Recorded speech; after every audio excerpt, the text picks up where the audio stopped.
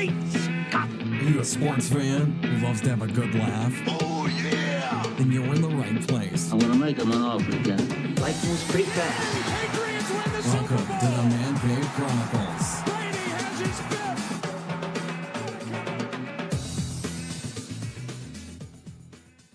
Hey everybody, welcome to this week's podcast. This week I have actor Keith Coogan. Keith, how you doing? Oh, very good. Thanks. Thanks for having me on your podcast. Oh, no problem. What's new with you? Celebrating the Tale of Two Coreys on Lifetime TV. Just came out January 6th. Now available for download on Amazon. Oh. Do I sound like I'm selling something on the corner? It's okay with that. How was it? Actors always have to, enthusiastically promote everything. It was amazing. Yeah. It was very surreal to be on a set and be recreating some time or place where I was, also running around town. I'm not in the movie as myself, just so that everyone clarifies. I'm far too old. I couldn't pull off teenage me. Oh, come on. What role did you play in the movie? I was not a very good guy. I was a chaperone that had come in and had, let's just say, taken advantage of Corey Haim right in front of Corey Feldman. And kind of in the story, in the movie, it kind of spins Feldman off into, not really being able to cope with that. And I was like, it's a 2.5, minute scene. But creeped everybody out. I definitely, had fun and some challenges in playing it. And the kids, the cast of Tale of Two Coreys that play the young Corey Haim and Corey Feldman, and then the older Corey Haim and Corey Feldman, they're phenomenal. The piece is heartbreaking. It's shocking, and you absolutely have to watch it. How close was it to the truth with the whole movie? There's things you never know. But I was shocked that it was worse than I thought. So I believe there's a lot of truth, and there's probably stuff that was even held back. Yeah. So everybody knows you. You've been in almost every 80s TV show that I can think of, and you've done some movies in the late 80s and early 90s, but and we'll talk about that for a little bit. Where are you originally from? Palm Springs, California, born.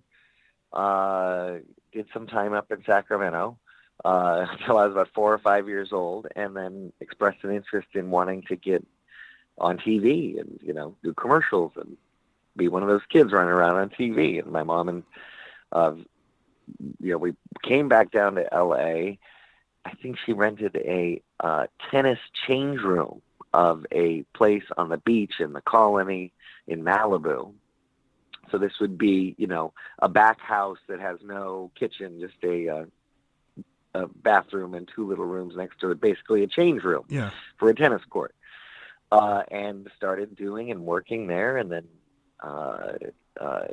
commercials and some of those 70s and 80s TV shows you were talking about. And so then, in real life, going to public school and then moving into an apartment and then moving into a house, and then on the work side, romping around on Little House on the Prairie and the Waltons, Love Boat, Fantasy Island, 8 is Enough, Mork and Mindy, Laverne and Shirley, just had a blast. Yeah.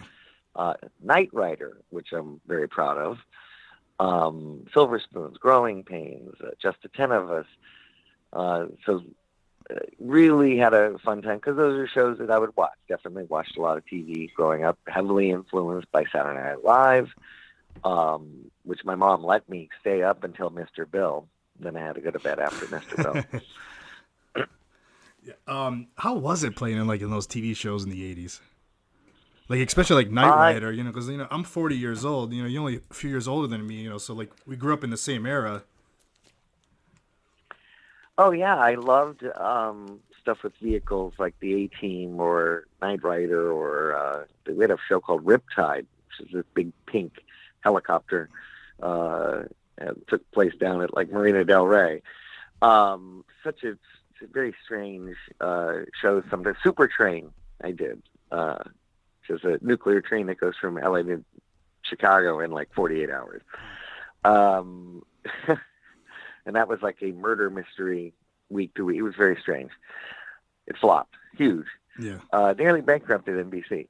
So I had It's a Living with the waitresses at the roof of the Bonaventure Hotel in LA with Ann Gillian was one of the stars of that. Weird, like there was a lot of gimmick shows. There was a lot of, and kind of rip off of each other's shows. Love Boat and Fantasy Island were probably some of my favorites, and I wound up doing 2 Love Boats, one with Bob Denver.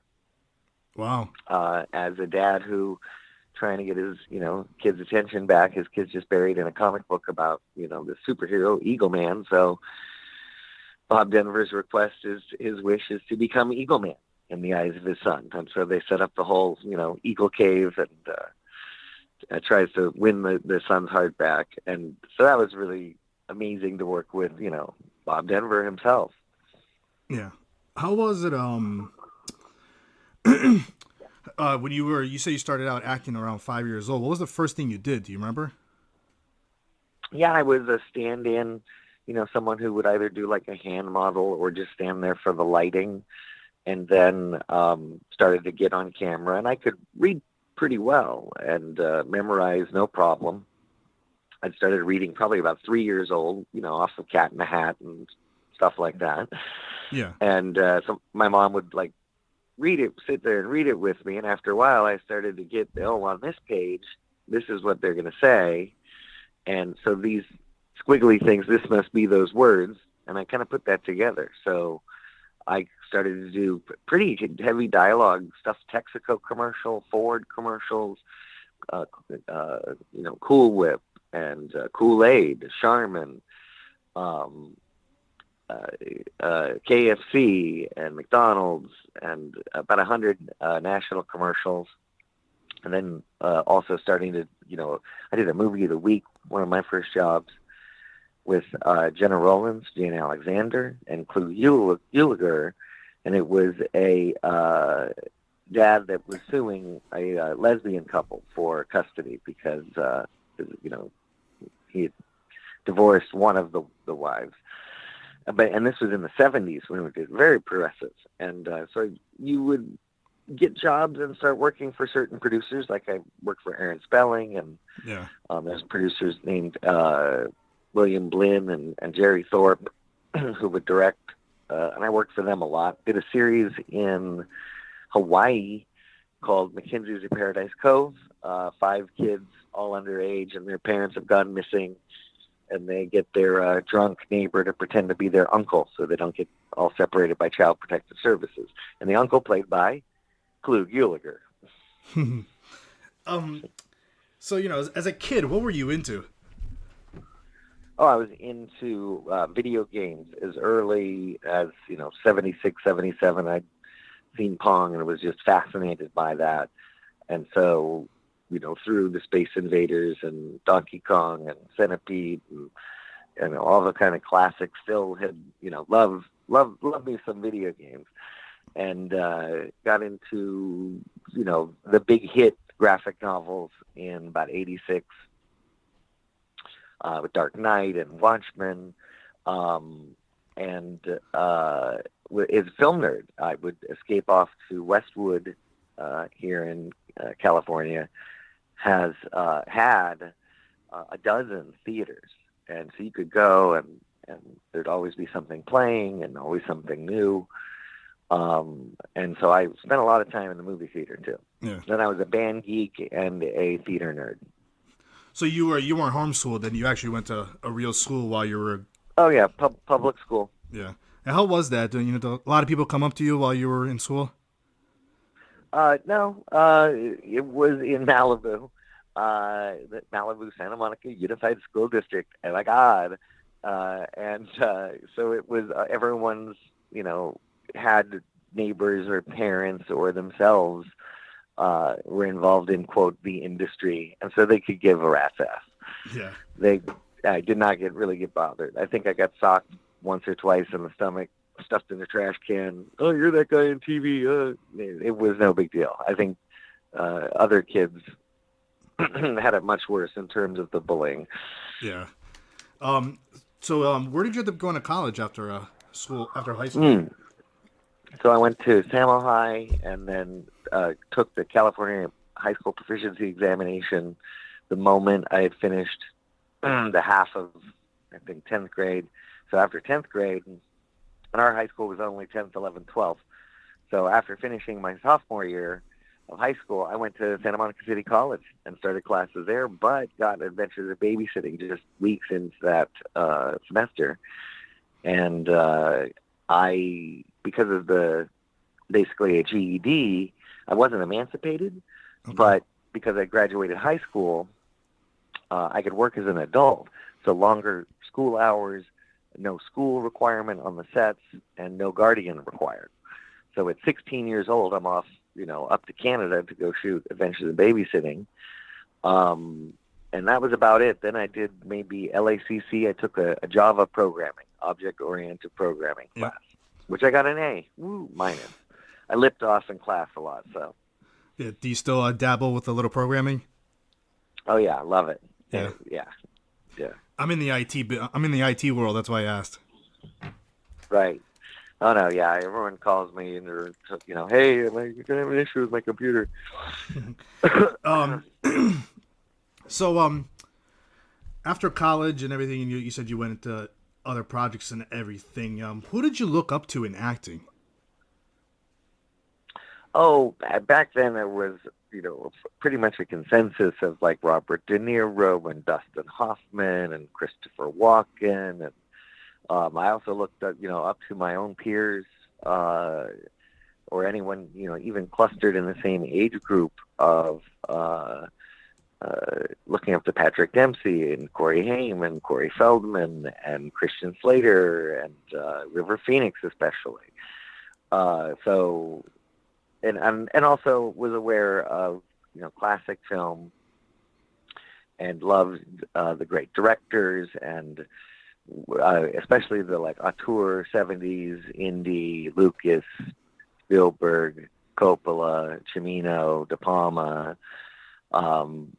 Those all rang a really big bell with me. Heavily influenced by Exorcist, One Flew Over the Cuckoo's Nest, Clockwork Orange, The Sting.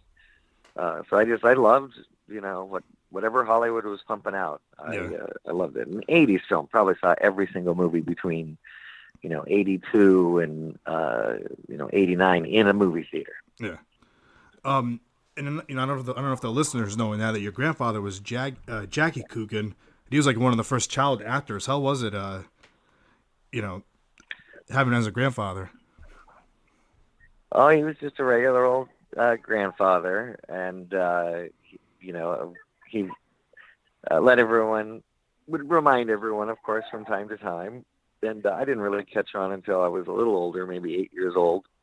Kind of the significance of his, he was the world's first film child star, and there had been other children, I think, in French cinema, but they hadn't achieved worldwide fame. And he had worked with Chaplin and grown up, in the industry, born into a trunk on vaudeville, basically, on the side of the stage.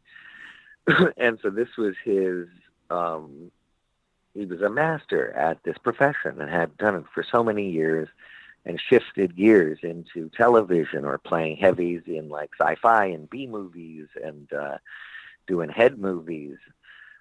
He finally lands Uncle Fester on the Addams Family and has this, kind of amazing comeback. And it was, newer audiences had to be told about his connection to the Kid and Charlie Chaplin.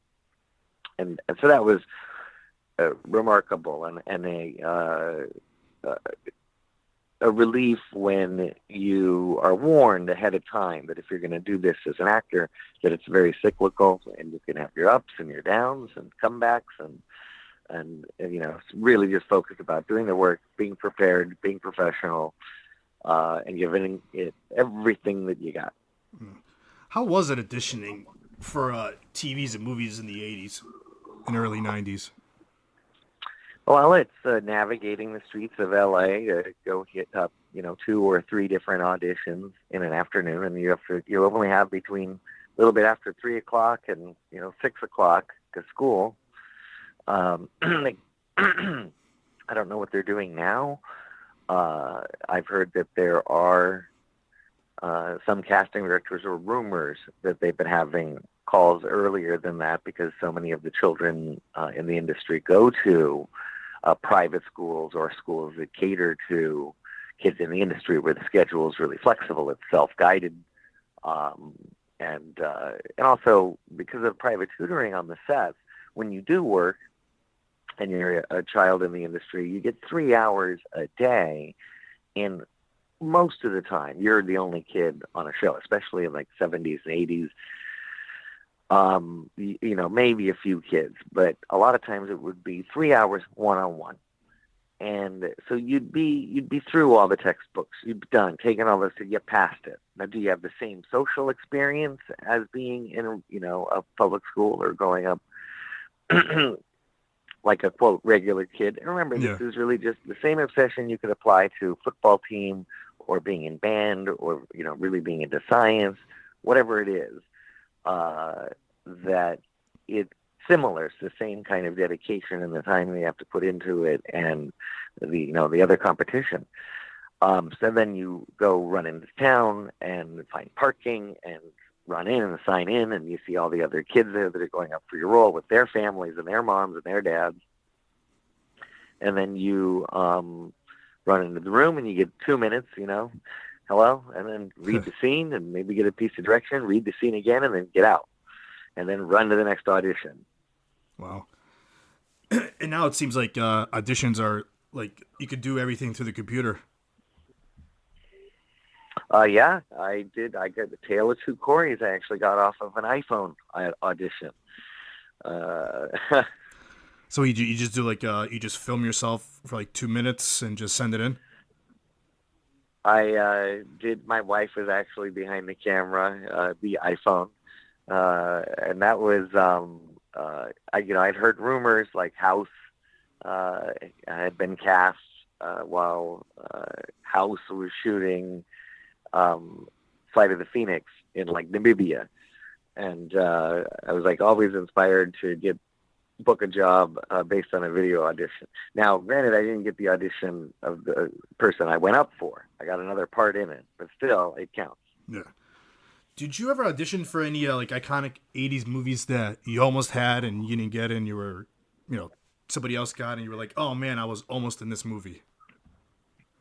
A couple, E.T., Goonies, Gremlins, Stand By Me, A Christmas Story, you name it. Everybody kind of went up for everything. Yeah. Who are your, like some of your friends during that time in the 80s and 90s that you hung out with?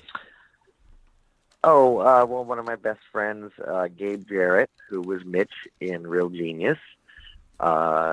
Jake Busey, Gary Busey's son. He lived up the street from me. Went to school with Chad Lowe, was just a year or two older. And then the other older generation, they were just out of whatever school we were in. We'd made it into junior high. They'd already moved on to high school. Was the Sean Penn and Charlie Sheen, Emilio Estevez crowd and Rob Lowe crowd. So that's why it wasn't a big deal, whatever I was doing. Those guys, the Brat Pack, so to speak, had all the attention in the early and mid 80s. Yeah. They owned that decade. So like I said earlier, everybody knows you from the movies like, Adventures of Babysitting and Don't Tell Mom The Babysitter Is Dead. How was it being in Adventures of Babysitting? Oh, it was amazing. Huge love from the studio, Disney, Touchstone Pictures, Chris Columbus, Deborah Hill, Linda Oakes, as director, and the producers just made it so easy for us to pretend to be running around Chicago chased by the mob, and that they allowed a lot of development on the relationships in these kids and keep trying to make it real and grounded. And it's endearing. I love it. I love, there'll be times where we'll have screenings. We just had a 30th anniversary screenings. Last year was the 30th year since it had come out. Yeah. And so we, had a chance to go some screenings, and, the audience just, they love it. They love, and everyone, Maya Bruton, Anthony Rapp, Lisa, Elizabeth Shue, just phenomenal it is, her picture. Yeah. And, other cast members like Vincent D'Onofrio, out of nowhere, as Thor, Mighty God of Thunder, it's something. And also I hope if it's not just pure nostalgia, but people of any age can kind of enjoy it. Yeah. Yeah. I was actually just telling my wife earlier this morning that I can't wait for our daughter to get older so we could introduce her to movies like this. Yeah, well, give it a few. I would recommend parents let their kids watch Don't Tell Mom The Babysitter's Dead before Yeah. Adventures in Babysitting. Oh, yeah. just because of the language. Oh, yeah. You probably get this asked a lot, but I was told to ask you, how was it working with Elizabeth Shue? Oh, it was a dream. She's a leader on the set. And somebody to follow in terms of preparation and jumping into it and trying to make it, fresh each time and try to really experience it as you're going. And as I said, the everyone from Todd Hallowell in the art department to the production designer created these amazing environments and sets and worked with making Toronto look as much like Chicago as possible. And then the several weeks we shot in Chicago cemented the deal. So it was, as we traveled from city to city and hotel to hotel, Elizabeth Shue just made it look absolutely easy. And she did it effortlessly. And of course I had a tremendous crush on her. I think everybody did back then, especially from the Karate Kid. Uh-huh. Did you ask her out? I know people want to know. Of course I did. Oh, yeah. She laughed in my face. So I just kind of took that in and I was like, okay. It's absurd. She's older. It's not going to work out, especially high school. Come on. You're right. Yeah, you're right about that.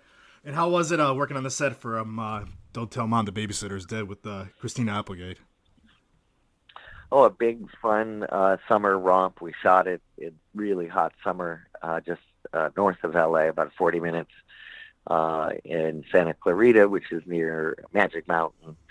If anyone's been out to our Six Flags Magic Mountain, it's hot, and I was in a wig and the leather jackets and jeans and sweltering, and it was fun. It was very family. Everyone was encouraged. All of the crew to go ahead and bring your family to set and play with the Crandall kids. And so there were pogo sticks and hula hoops and, fun things to do, squirt guns and stuff. Yeah. So it was, and this one shot house that we filmed at, we took it from bad to worse and just wrecked it basically and then cleaned it up again and then threw the big party. And it was kind of shot in sequence to be able to do all that. So it was just a huge kind of almost camp out at this. And a lot of it, and then we started shooting at nights and it was very weird to wake up and be stuck in traffic. You're trying to go home and everyone else is just trying to go to work. And then you repeat the process. You get some sleep and then you wake up and, you wake up and start going to set at around 3-4 o'clock in the afternoon. And it's rush hour traffic going home. It was very weird. But it was so that, once again, Christina Applegate leading the charge, knew exactly what, she wanted to do with the scene. And we all happened to agree. It was incredibly well written. Tara Eisen and Neil Landau wrote just a really tight script. Yeah. that, not much had to be cut out after filming, and you always lose bits and pieces of something. But Steve Herrick, Steve Herrick, who had directed Bill and Ted's Excellent Adventure, he just had the perfect kind of semi-serio comic tone, as darkly skewering as you could a Secret of My Success or Working Girl style picture. I just handed something in that I think people really love watching too. We saw it with the crowd at of all places, the Hammer Museum, the Billy Wilder Theater on the UCLA campus. It had 14 films like Norma Ray and 9 to 5, and somehow Don't Tell Mom The Babysitter's Dead was part of this. Yeah. Classic. Oh yeah. What advice do you give people that want to get into acting? Research and study and work and try. There's always something local. Master that. Take classes. Do any local theater or print or at TV. Investigate, the unions when it's time to maybe move to New York or LA or Chicago or Bay Area, or even Atlanta. There's work, all around the country. No. How do you try to improve like some of your acting skills still to this day? I teach, which I think I learned so much from seeing students work that, some may be new and some may have been doing this for years. And I love seeing, and myself as a teacher, I love learning, watching other people work. Just watching TV is research for me, but being in a class and helping teach a class, that is one of the biggest things I've learned, in terms of like do's and don'ts or ways of approaching, performing. And so that's one of the ways. Absolutely. Yeah. Now, what do you think is the hardest role that you ever played? Good question. I don't know. That's a really good question. I can't think of any. I mean, there was times where safety had been an issue here or there, but it's no one's real fault. So no, I can't remember. No. I can't remember. No. Do you have a dream role that you always wanted to play? Oh gosh, I always wanted to play some like Irish boxer guy, but now I'm like 48, so I don't know if that's going to happen. Do you have a favorite character that you liked that you performed? I'm yes and no. I mean, all of them are endearing in a way, and ultimately have little bits of you in them as an actor. So I love Kenny, but I also love Bitch from Cousins and Brad and from Rich the Babysitting, and I love Crutch from Book of Love and Patrick from Hiding Out, and they're all have their own idiosyncrasies. But Kenny, I thought was as far from kind of me or what my image was. I think I was 19, maybe 20, shooting Don't Tell Mom The Babysitter's Dead, playing a 15-year-old, and I was a nerd, playing this stoner guy. So that was a fun risk and stretch, like chance for me, and I really thank casting and Sharon Bialy. I want to thank Warner Brothers for taking that risk and casting this nerd who had a flat top from Cheetah. I just shot Cheetah in Africa and still had this really short haircut. So, and you also you hosted a show called The Call Sheet? Yes, I had a radio show on Kid Row Studios that was just tales of LA and the Bone Machine. And Had some great guests: Scotty Schwartz, Billy Zabka, Leanne Curtis, Brad Keston. It was David Mendenhall and Noah Hathaway, and it was just a frank kind of look. Same thing we're doing now, bringing on people that I like. Most of them I've worked with. So I had a blast. Scheduling was tough. That was the one thing. It was very, very tough doing that. So no, I do. I think I said Sharon Bialy on Don't Tell Mom The Babysitter did all of the casting. Janet Hutchinson, Jane Jenkins, Mike Fenton. That there were certain casting directors I never did book with when I was younger. Yeah. And that was for stuff like School Ties or Howard Fuhr. I wanted to get through and get cast by Howard Fuhr. I saw that on Instagram that you doing a few of the Comic Cons. Do you enjoy doing those? Oh, they're so much fun. Yeah. No, I love me and my wife Pinky. We love meeting fans and going to these Comic Cons, and there's often other great guests and people that I've known or worked with or seen around or want to meet. So they're a big adventure for us. Yeah, I went to my first one last year just to go meet Billy Zabka. Nice. So it was fun. What is a fun fact about you that you want the listeners to know? A fun fact about that I am I'm a very careful driver and will not cross a line, no U-turn. I won't do it. I'll go completely out of my way, 1.5 miles to, make 4 rights or whatever. Very diligent driver. And I got two Twitter questions for you. What's the one question you hate getting asked during the interviews? What's it like to work with Elizabeth Shue? I knew you were going to say that. And what's one question you wish you always get asked?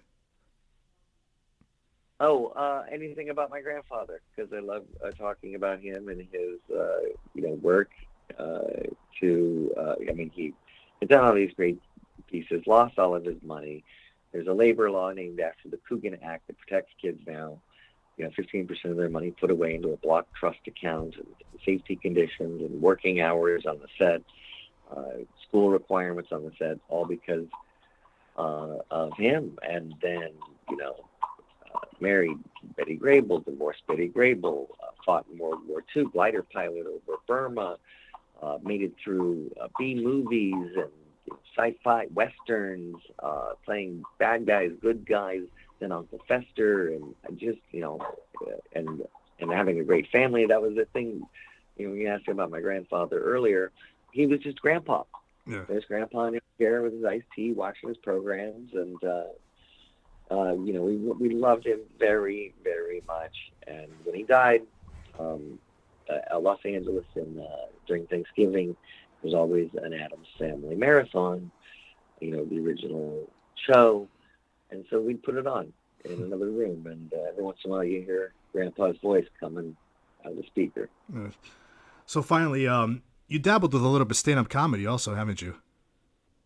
I did dabble. Yeah. How was that? It was amazing. It had, had